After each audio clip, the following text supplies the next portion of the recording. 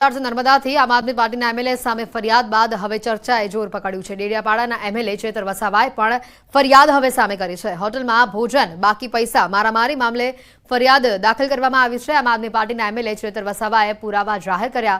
પૈસા ચૂકવ્યાના એમએલએ પુરાવા જાહેર કર્યા। ફરિયાદીએ ફોન ઉપર અપશબ્દો બોલ્યાનો પણ એમએલએનો આક્ષેપ છે। एक दिवसे विक्रमभाई जे मारी ऑफिसे रही है एमना हस्ते एमने 30,000 रुपया हूँ रोकड़ा आपी देम छूं। बीजा जे 20,000 बाकी बोले छे ते मारा पीए माधवभाईना एकाउंटमांथी एमने फोन पे करीने एमनी छोकरीना एकाउंटमां हूँ ट्रांसफर करीने 7 ऑगस्टना रोज आपीने पूरुं करूं छुं। अमे पण फरियाद आपी छे अने शांतिलालभाईए पण फरियाद आपी छे। सामसामे फरियाद छे, सामसामे कायदेसरनी कार्यवाही थवानी छे। खुद अधिकारीओ सांसदने समयसर नहीं आपता जवाब। सांसदे अधिकारीओ सामे हૈયાવરાટ ઠાલવી છે। છોટાઉદેપુર सांसदे कलेक्टरने पत्र लखी हૈયાવરાટ ઠાલવી। सांसद जशुभाई राठवाए टांक्યું કે सांसदे रजू करेला प्रश्नोना जवाब जे ते विभागे समयसर आपता नथी अने जे जवाब अपाय छे ते पण अधूरी माहितीवाळा छे। विभाग समयसर जवाब न आपता संकलन मीटिंगमां अभ्यास विना जवुं पड़तुं होवानी रजूआत सामे आवी छे। वडोदरामां रस्तानी समस्याने लईने रहीशो परेशान थया। स्थानिकोए रोड पर उतरीने चक्काजाम कर्यो। वासणा गोत्री रोड पर ओम हाउसिंग सोसायटीना रहीशोए विरोध दर्शाव्यो। पालिकाए टीपी 70 फाळवता मुख्य मार्ग बंद करवानी वातथी नागरिकोए विरोध कर्यो। छेल्ला 30 वर्षथी रहीशो अवरजवर माटे आ रोडनो उपयोग करता हता। हाथमां प्लेकार्ड साथे विरोध नोंधाव्यो હતો। तंत्र द्वारा मुख्य मार्ग बंद करी अने अन्य रस्तो आपवामां આવ્યો છે। वैकल्पिक मार्ग पर असामाजिक तत्वोनो अड्डो होવાનો रहीशो द्वारा आक्षेप करवामां આવ્યો છે। ગેરકાયદેસર રીતે જે તળાવ ઉપર જે દારૂનો અડ્ડો ચાલતો હોય છે ને એના પર લોકો અવર જવર દારૂ પીને કરતા હોય છે, તો અમારી મા બહેનો છે, દીકરીઓ છે, એ રસ્તા પર કેવી રીતે જઈ શકે? એમની સલામતીનો પ્રશ્ન છે, તો એની સલામતી કોણ જવાબદારી લેશે? અને 30 વર્ષથી અમે આ રોડ પર અવર જવર કરીએ છીએ અને હવે જમીન માલિકને જમીન આપવાની છે એવું કહીને સડનલી આ રોડ બંધ કરવામાં આવે છે, તો અમે જવા આવવાનો રસ્તો ક્યાંથી? અને અમે આગળ 10 મીટરની અંદર બહાર નીકળી જઈએ છીએ, એની જગ્યાએ અમારે પાછળના રસ્તે જઈએ તો 500 મીટર અમારે ફરીને મેઇન રોડ પર આવવું। ભાવનગરના યુવરાજ જયવીરરાજસિંહજીએ 20 તારીખે રચાયેલી સમિતિને લઈને નિવેદન આપ્યું છે। તેમણે કહ્યું કે જો સમિતિમાં ભાવનગર રાજવી પરિવારનું નામ કાઢી નાખીએ તો તેનું શું અસ્તિત્વ? ક્ષત્રિય સમાજને વિચારવાનું આપણે કઈ દિશામાં જવું છે। વધુમાં તેમણે કહ્યું કે મારા પૂર્વજો અને માતા પિતાનો કોઈ દિવસ રાજકારણ માટે ઉપયોગ નહીં કરી શકો, અન્યથા એની સામે હું ઊભો રહીશ। વડીલ પણ જ્યારે ખોટું કરે ને, યુવાનોને એટલી શક્તિ હોવી જોઈએ ને, નિડર હોવું જોઈએ કે સામે આવીને કહો આ ખોટી વાત છે, મારા માતા, મારા પિતા, મારા પૂર્વજોને હું કોઈ દિવસ આપ એમને ઉપયોગ નહીં કરી શકો રાજકારણ માટે, અને કોશિશ કરશો તો હું એકલો ભલે અહીંયા સામે ઊભો રહીશ। 12મું પણ નહોતું થયું મારા દાદાના। આપણે સંસ્કારી માણસો છે, કોઈ પરિવારમાં દુઃખ અવસાન થાય 12મું સુધી આપણે કોઈ બીજી વાત તો નથી કરતા, ત્યાં જઈને આપણું શોક વ્યક્ત કરીએ છીએ।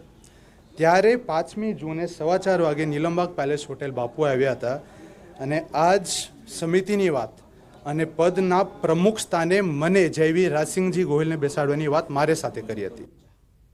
અમદાવાદના સરસપુરની રમણલાલ રહેલાલની ટ્રાલીમાં અંગત દાવતમાં ઘાતકી હુમલો થયો તેમજ ઘર સળગાવવાનો પ્રયાસ કરવામાં આવ્યો, જેમાં 2 લોકોને તલવારના ઘા વાગતા તેઓને ગંભીર ઇજા પહોંચી। આ ઘટનાની ગંભીરતાને જોતા શહેર કોરડા પોલીસ ઉપરાંત આસપાસના અન્ય પોલીસ સ્ટેશનના પોલીસ ફોર્સની મદદ લઈને સુરક્ષા બંદોબસ્ત કડક કરવામાં આવ્યો। હાલ આ વિસ્તારમાં અજંપાભરી શાંતિ છે। ઘટના કંઈક એવી છે કે ચાલીમાં રહેતા ઝાકીર નામના શખ્સ પર સંદીપ રાઠોડ નામના વ્યક્તિએ તલવારથી હુમલો કર્યો। સંદીપ રાઠોડના ભાઈ પરેશ, શૈલેષ અને કાળુએ હાથમાં તલવાર અને પાઇપ સાથે આવીને ધમાલ મચાવી, જેમાં ઝહીર શેખને માથાના ભાગે તલવારના 2 અલગ અલગ ઘા મારી દીધા। અજાણ્યા ઇસમો કાચની બોટલમાં જ્વલનશીલ પ્રવાહી ભરીને મકાન ઉપર જ્વલનશીલ પદાર્થો ભરેલી બોટલો ફેંકી હતી। આ ઘટનાની ગંભીરતાને જોતા રાત્રે પેટ્રોલિંગમાં નીકળેલી પોલીસે પરિસ્થિતિ ઉપર નિયંત્રણ મેળવ્યો હતો। તો જે ઝહીર અબ્બાસ શેખના ઉપર તલવાર અને લોખંડની પાઇપોથી જીવલેણ હુમલો કરી અને કોઈ જ્વલનશીલ પદાર્થ છાંટી અને તેમના ઘરના સરસામાનને આગ લગાડવાની કોશિશ કરવામાં આવેલી હતી અને સાથે એમની જે ઓટો રિક્ષા છે તેને પણ નુકસાન કરવામાં આવ્યું હતું। તો આ સમગ્ર બનાવનું કારણ જે છે એ અગાઉનો જૂની અદાવત હોવાનું ધ્યાનમાં આવેલું છે। સુરેન્દ્રનગરથી સમાચાર છે। સ્ટેટ મોનિટરિંગ સેલના દરોડા સામે આવી રહ્યા છે। શંખેશ્વર હાઈવે પર જુગારધામ પર દરોડા પાડવામાં આવ્યા। એસએમસીએ જુગાર રમતા 10 શખ્સોની ધરપકડ કરી છે અને રૂપિયા 1,41,000ની રોકડ અને 10 મોબાઈલ જપ્ત કર્યા છે। આરોપી રાજદીપસિંહ ઝાલા જે કુખ્યાત ઠેરવાયો છે, ઝીંઝુવાડાના પીએસઆઈ પર રાજદીપસિંહે હુમલો કર્યો હતો। બહારનું ખાતા પહેલા એકવાર જરૂરથી ચેક કરી લેજો, કારણ કે ઢોસાના સંભારની કીટલીમાંથી ઈયળ નીકળી છે. વડોદરા બાપોદ તળાવ પાસે આવેલા ગણેશ ફેન્સી ઢોસાના આઉટલેટની આ ઘટના. સંભારની કીટલીથી જીવતી ઈયળો નીકળી. ગત રાત્રે ગ્રાહક આઉટલેટ પર ઢોસા ખાવા માટે પહોંચ્યા હતા.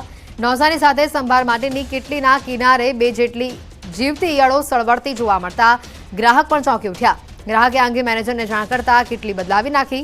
ઈયળો સળવળતી જોવા મળતા ગ્રાહક જમ્યા વગર જ ત્યાંથી જતા રહ્યા. મોરબીમાં જીઆરડી જવાનને તલવારથી કેક કાપી. તલવાર વડે કેક કાપતા જીઆરડી જવાનનો આ વિડીયો વાયરલ થયો છે. જીઆરડી હરેશ સોલંકી મોરબી તાલુકા પોલીસ મથકમાં ફરજ બજાવતા હોવાનું સામે આવ્યું છે. જિલ્લા કલેક્ટરના હથિયારબંધીના જાહેરનામાનો સરેઆમ ભંગ કર્યો. તલવારથી કેક કાપતા હોવાનો આ વિડીયો સોશિયલ મીડિયા પર વાયરલ થઈ રહ્યો છે. સુરતના ઓલપાડના કેમગામ નજીક ટ્રેન ઉથલાવવાના પ્રયાસ મામલે તપાસ કરવામાં આવી રહી છે. સંડોવાયેલા અજાણ્યા શખ્સોની શોધખોળ યથાવત છે. ઘટના સ્થળે સુરત એલસીબી, એસઓજી સહિતના 140 પોલીસ જવાનો ખડે પગે છે. આસપાસના વિસ્તારોમાં પણ પોલીસ દ્વારા સર્ચ ઓપરેશન હાથ ધરવામાં આવ્યું છે. એનઆઈએ ગુજરાત એટીએસની ટીમના પણ કેમમાં ધામા છે. શનિવારની મોડી રાત્રે અજાણ્યા શખ્સોએ ટ્રેન ઉથલાવવાનો પ્રયાસ કર્યો હતો. 2 ફિશ પ્લેટ 71 પેડ લોકો ખોલીને ટ્રેન ઉથલાવવાનું આ કાવતરું ઘડ્યું હતું. રેલવે વિભાગના પેટ્રોલિંગ કરતા માણસોના કારણે આ મોટી દુર્ઘટના ટળી છે. સુરતમાં પાવર ગ્રીડ વીજ કંપની સામે ખેડૂતોનો વિરોધ સામે આવ્યો છે. કંપની દ્વારા જબરદસ્તી ખેતરમાં વીજ ટાવર ઉભા કરાયાનો આરોપ છે. સાથે જ ખેડૂતોના વિરોધ સામે આવી રહ્યા છે. ખેતરમાં ફળદ્રુપ જમીનમાં વીજ ટાવરને લઈને ખેડૂતોમાં રોષ છે. ખેડૂતો દ્વારા કંપની સામે 10 જેટલી શરતો મૂકવામાં આવી. જમીન સંપાદન કાયદા પ્રમાણે વળતર ન અપાતું હોવાનો ખેડૂતોનો આરોપ છે. બારડોલીના મોટા ગામમાં પાવર ગ્રીડ કંપનીને નો એન્ટ્રીના બોર્ડ લગાવ્યા. સુરત જિલ્લામાં અનેક ગામના ખેડૂતો કંપની સામે વિરોધ નોંધાવ્યો છે.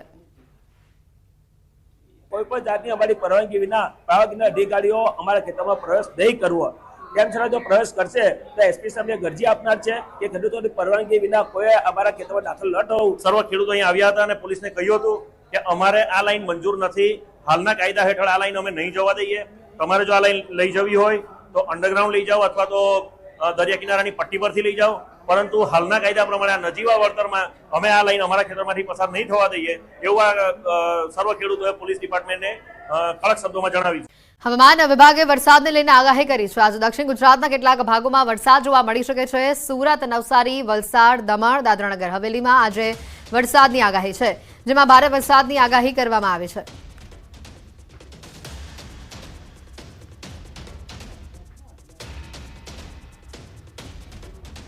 आज के लिए जो है साउथ गुजरात में जो है कुछ हिस्सों में जो है हमें बारिश देखने को मिल सकती है लो लेवल कन्वर्जेंस की वजह से, जिसकी वजह से जो है 3 डिस्ट्रिक्ट जो है 3-4 डिस्ट्रिक्ट उसमें जो है हैवी रेनफॉल वार्निंग भी अलर्ट दिया गया है. जिसमें मुख्य तौर पे अगर हम बात करें डिस्ट्रिक्ट्स की, उसमें सूरत, नवसारी, वलसाड़, दमन, दादरा नगर हवेली शामिल है. कोस्टल एरिया जहाँ पे बारिश देखने को मिल सकती है अगले 24 घंटों के लिए. તો સાથે જ તારીખ 25 થી 27 સપ્ટેમ્બર દરમિયાન પણ દક્ષિણ ગુજરાતમાં ભારે વરસાદની આગાહી કરવામાં આવી છે. નવસારી, વલસાડ, ડાંગ, તાપીમાં વરસાદની શક્યતા છે. હાલ એક સિસ્ટમ સક્રિય થઈ છે અને જેને લઈને દક્ષિણ ગુજરાતમાં વરસાદની શક્યતા વ્યક્ત કરાઈ છે. नवसारी, वलसाड़, डांग, तापी तथा दमन, दादरा नगर हवेली शामिल है जहाँ पे हैवी आइसोलेटेड रेन देखने को मिल सकता है. जो एक सिस्टम वेस्ट बंगाल से अप्रोच हो रहा है वो जैसी अभी कंडीशन है उस हिसाब से 25 तारीख के आसपास जो है अप्रोच साउथ गुजरात में हिट करने की संभावना है, जिसकी वजह से जो है साउथ गुजरात के हिस्सों में रेनफॉल देखने को मिल सकता है. ગુજરાતમાં સામાન્ય કરતાં 42% વધુ વરસાદ નોંધાઈ ચૂક્યો છે, જ્યારે ગુજરાત રિજનમાં સામાન્ય કરતાં 24% વધુ વરસાદ છે. સૌરાષ્ટ્ર કચ્છમાં સામાન્ય કરતાં 68% વધુ વરસાદ નોંધાયો છે. पूरे गुजरात स्टेट में 42% जो है नॉर्मल से ज़्यादा बारिश अभी तक दर्ज की जा चुकी है. और रीजन वाइज बात करें तो गुजरात रीजन में 24% अधिक बारिश हुई है नॉर्मल से, और सौराष्ट्र कच्छ में 68% जो है नॉर्मल से ज़्यादा बारिश दर्ज की गई है.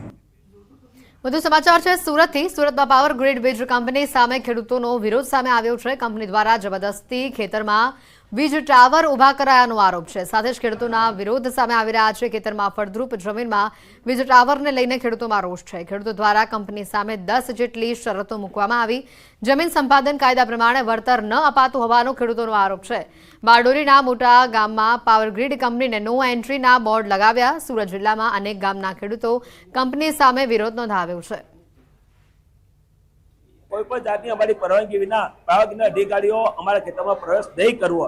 તેમ છતાં જો પ્રવેશ કરશે તો એસપી સાહેબને અરજી આપનાર છે કે ખેડૂતોની પરવાનગી વિના કોઈ અમારા ખેતરમાં દાખલ ન થવું. સર્વ ખેડૂતો અહીં આવ્યા હતા અને પોલીસને કહ્યું હતું કે અમારે આ લાઈન મંજૂર નથી, હાલના કાયદા હેઠળ આ લાઈન અમે નહીં જવા દઈએ. તમારે જો આ લાઈન લઈ જવી હોય તો અંડરગ્રાઉન્ડ લઈ જાઓ અથવા તો દરિયા કિનારાની પટ્ટી પરથી લઈ જાઓ, પરંતુ હાલના કાયદા પ્રમાણે આ નજીવા વળતરમાં અમે આ લાઈન અમારા ખેતરમાંથી પસાર નહીં થવા દઈએ એવું આ સર્વ ખેડૂતોએ પોલીસ ડિપાર્ટમેન્ટને કડક શબ્દોમાં જણાવ્યું.